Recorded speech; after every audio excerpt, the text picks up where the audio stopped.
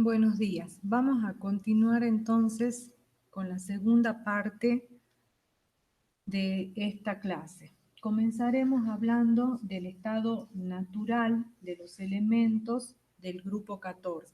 El carbono existe en 3 variedades alotrópicas: carbono grafito, carbono diamante y fullerenos. Combinado también se puede encontrar en las plantas y en los hidrocarburos. El silicio se encuentra en forma de silicatos en las rocas, en las sales y en las piedras, el germanio en la naturaleza como óxidos, el estaño en la casiterita y el plomo en lo que se llama galena. Acá tenemos una presentación de las formas alotrópicas del carbono: carbono diamante, carbono grafito y fullerenos en estructura y en imágenes. Acá tenemos otra. El carbono diamante es la sustancia más dura que se conoce. En la escala de dureza conocida como escala de Mohs, que varía del 1 al 10, se le atribuye el valor 10 al carbono diamante y el 1 al más blando, que es el talco. Vamos a estudiar ahora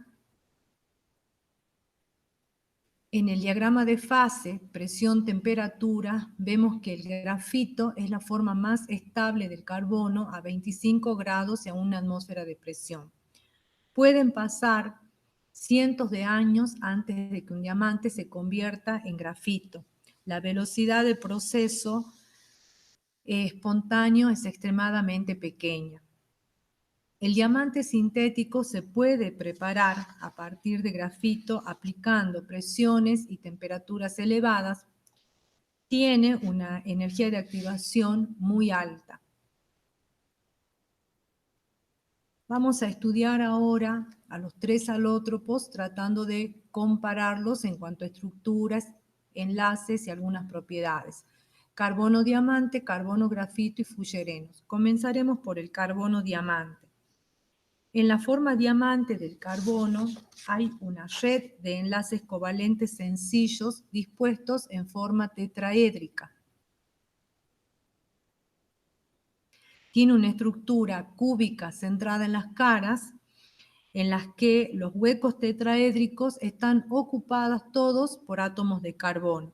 Los átomos de carbono de los huecos se enlazan con el vecino más próximo, dando un número de coordinación igual a 4. Es tridimensional. Los enlaces covalentes están localizados en toda la estructura. La hibridización del átomo de carbono es sp3 y forma un enlace covalente sigma sp3, sigma sp3. Sigma sp3, sp3. Es insoluble en todo solvente. El carbono grafito tiene una estructura diferente a la del diamante. Se compone de láminas, donde estas láminas están formadas por anillos de 6 miembros. Cada uno es un átomo de carbono enlazado covalentemente con los demás. Son hexágonos que se unen y forman láminas.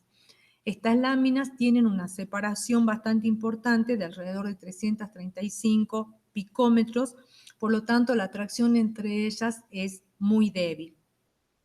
La hibridización del átomo de carbono en estas estructuras, en estos anillos, es una hibridización sp2.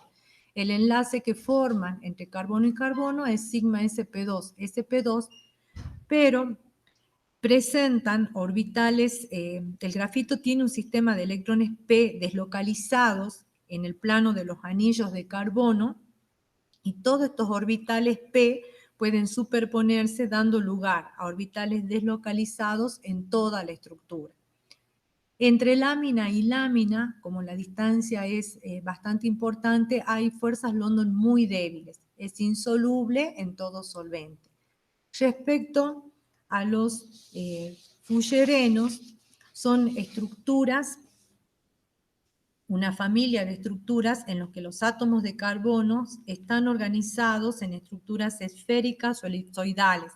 Son moleculares, tienen un número finito de átomos de carbono, y para construir este tipo de estructura el carbono se ensambla en anillos de 6 miembros o de 5 miembros para después formar esta estructura similar a una pelota de fútbol. Tenemos distintas cantidades de átomos de carbono en las estructuras. El menor es el carbono 60, que tiene 60 átomos de carbono. La hibridización es sp2 desviada. Esto significa que el ángulo es algo mayor que en la hibridización de un átomo de carbono sp2 perfecto o como sería en el caso del grafito. Esta desviación, que es un ángulo un poquito mayor, hace que se generen tensiones, pero esas tensiones quedan distribuidas en toda la estructura. El enlace es covalente sigma sp2-sp2 y hay fuerzas intermoleculares que mantienen esta estructura respecto a la solubilidad. Es soluble en hexano y en tolueno. Vamos a hablar ahora de las propiedades de estos alótropos. El carbono diamante dijimos que es un aislante eléctrico, pero al mismo tiempo es un excelente conductor térmico, alrededor de 5 veces mejor que el cobre.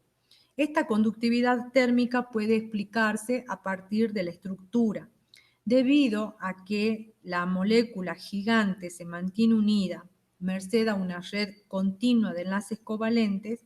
Los átomos individuales pueden moverse muy poco.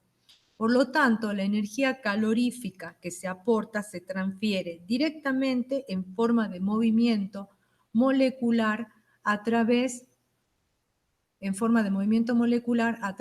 de todo el diamante.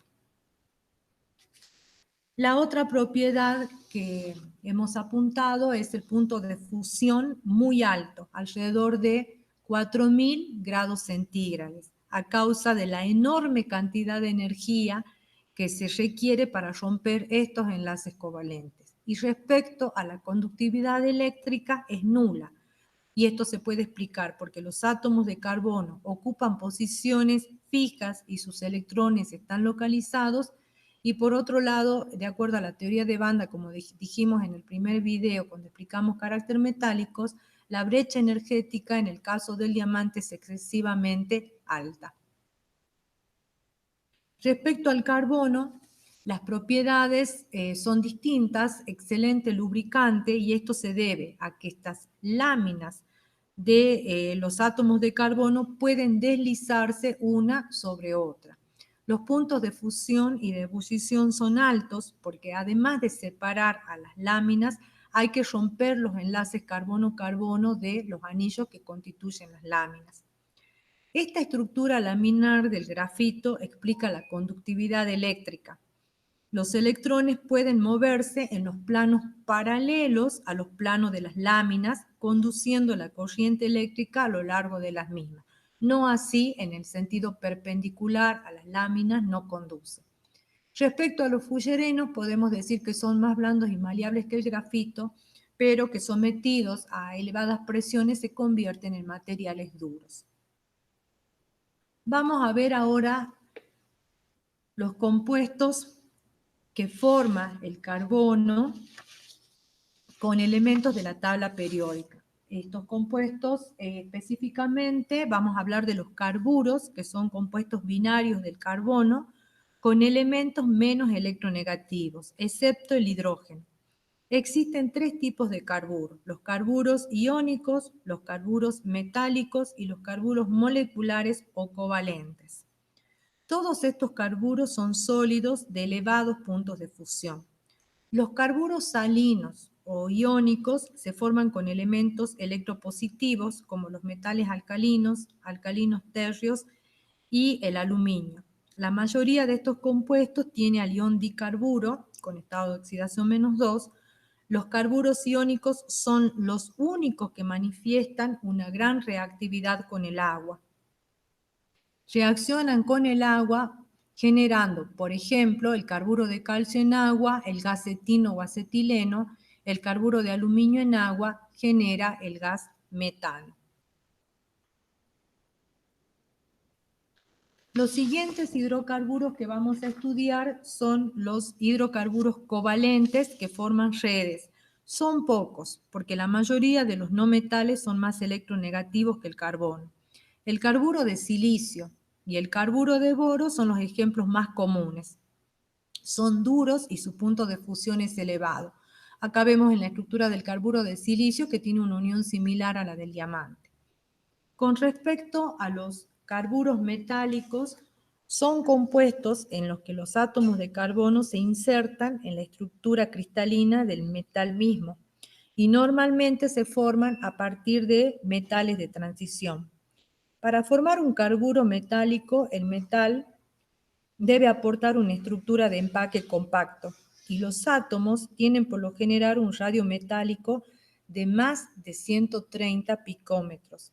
En estas condiciones, los átomos de carbono